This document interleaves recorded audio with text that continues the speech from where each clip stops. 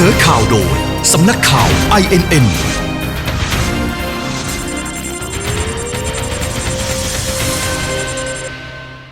ผู้บังคับการตำรวจนครบาล 4 ยืนยันตำรวจรวบแล้ว 3 เยาวชนซุกบึ้มปิงป่องย่านพระราม 9 เจ็บ 3 รายปัดโยงบึ้มหลายจุดค่ะ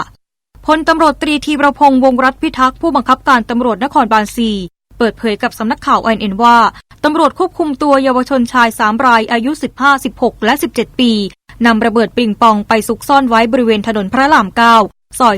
57/1 เขตสวนหลวงพนักงานทำความสะอาดของกรุงเทพมหานครได้เข้าไปเก็บกวาดจนเกิดระเบิดได้รับบาดเจ็บ 3 รายโดยเจ้าหน้าที่ควบคุมตัวได้ในพื้นที่และคุมตัวไปสอบปากคำอยู่ที่สน.หัวหมากเบื้องต้นทั้ง 3 รายให้การรับสารภาพว่าเก็บได้และนำระเบิดดังกล่าวมาซุกซ่อนไว้จริงเจ้าหน้าที่ได้แจ้งข้อหาร่วมกันมีวัตถุระเบิดปิงปองไว้ในครอบครองโดยมิชอบด้วยกฎหมายหลังสอบปากคำเตรียมนำตัวส่งฟ้องศาลต่อไปค่ะครับ3 คนฮะ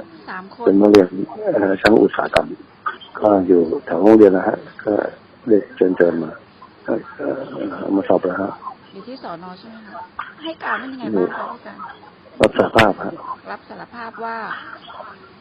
เอาไปเก็บได้มาแล้วเอามาซ่อนไว้ไม่ได้เกี่ยวกับเหตุจุดอื่นๆเลยใช่ไหมไม่เกี่ยวฮะเป็นเรื่องเด็กช่างก็มีไว้ในความครอบครองนะครับตอนนี้อยู่ที่สน.หัวหมากผู้บังคับการตำรวจนครบาล 4 ยืนยันว่าเหตุระเบิดที่เกิดขึ้นบริเวณนี้ยังไม่มีพยานหลักฐานเชื่อมโยงกับเหตุระเบิดที่เกิดขึ้นในจุดต่างๆแต่อย่างใดแต่อย่างไรก็ตามทางเจ้าหน้าที่จะมีการสืบสวนสอบสวนอย่างละเอียดอีกครั้งค่ะพลเอกอนุพงษ์สั่งผู้ว่าราชการจังหวัดรับมืออุทกภัยดินถล่มคลื่นลมแรงย้ำต้องช่วยเหลือประชาชนได้ทันทีพลเอกอนุพงษ์เผ่าจินดารัฐมนตรีว่าการกระทรวงมหาดไทยเปิดเผยว่ากองบัญชาการป้องกันและบรรเทาสาธารณภัยแห่งชาติได้ติดตามสภาพอากาศในห้วงปัจจุบันและมีข้อห่วงใยถึงผลกระทบที่อาจจะเกิดขึ้นจากกรณีอุทกภัยดินถล่มและคลื่นลมแรงซึ่งกรมอุตุนิยมวิทยาได้ออกประกาศฉบับที่ 12 เมื่อวันที่ 2 สิงหาคม 2562 ว่าประเทศไทยจะได้รับผลกระทบจากอิทธิพลของพายุโซนร้อนวิภาที่จะเคลื่อนขึ้นฝั่งบริเวณประเทศเวียดนามตอนบนและอาจส่งผลกระทบให้ประเทศไทยมีฝนตกหนักบางแห่งโดยเฉพาะภาคตะวันออกเฉียงเหนือภาคเหนือรวมทั้งจะได้รับผลกระทบจากมรสุมตะวันตกเฉียงใต้กำลังแรงพัดปกคลุมทะเลอันดามันในช่วงวันที่ 1-6 สิงหาคมนี้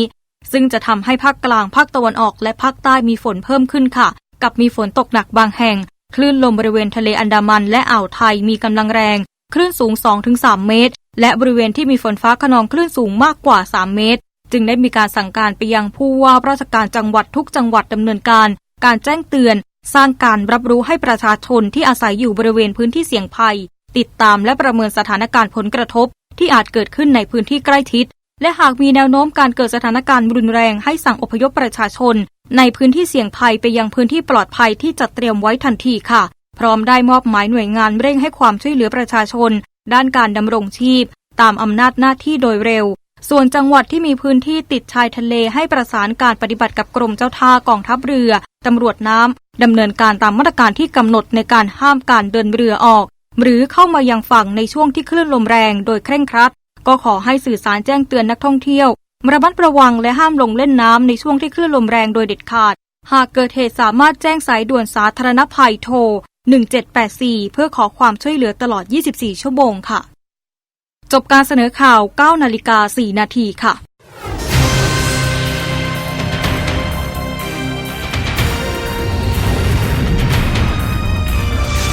เสนอข่าวโดยสำนักข่าว INN